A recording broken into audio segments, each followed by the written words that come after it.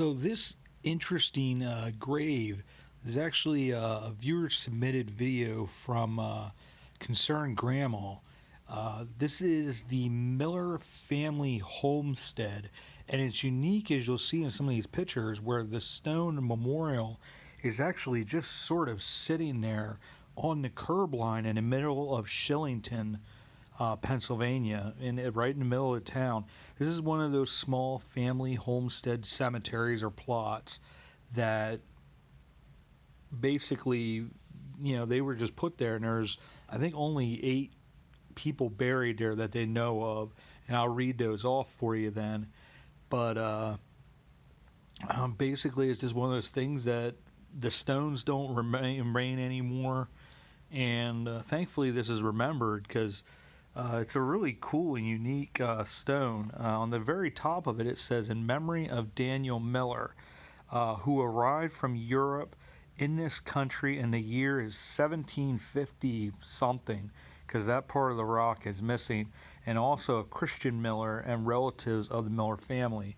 What's interesting is Daniel Miller, his first name is Christian Daniel Miller, and I believe the other individual they're talking about is actually the Reverend Christian Miller. Daniel Miller would be Christian Daniel Miller Jr., was born 1734 and lived to 1777. The Reverend Christian Miller was born the 17th of February 1760 and lived till the 10th of February 1832. So I'm assuming he is the son of the Christian Daniel Miller, who was the individual who first emigrated. There's also an Elizabeth Miller that was born there, 1762. The death date is unknown.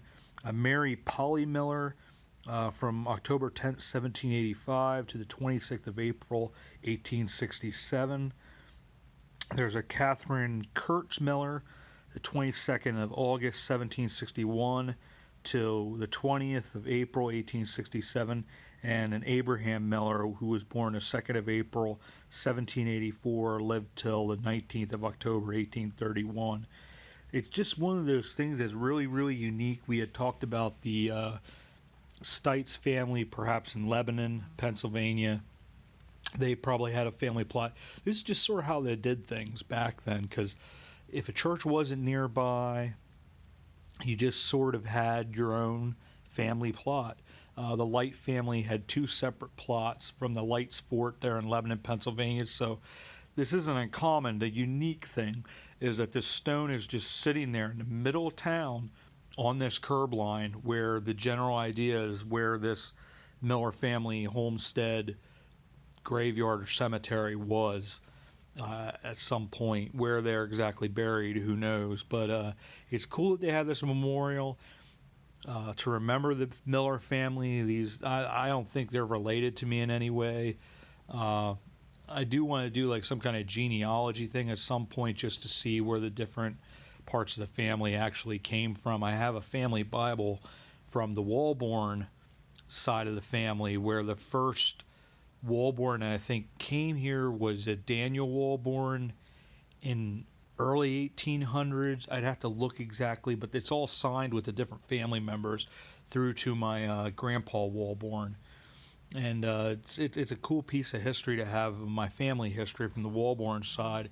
But the Miller side, I really don't know a whole lot. I know about 3 generations back to my great-grandfather Levi. I had done a history video on that in Outwood, I think Evangelical Lutheran Cemetery, where he's buried, his wife Lavinia, and their son Frank, who had been the piano player that got shot in the back, and of course my grandfather Milton.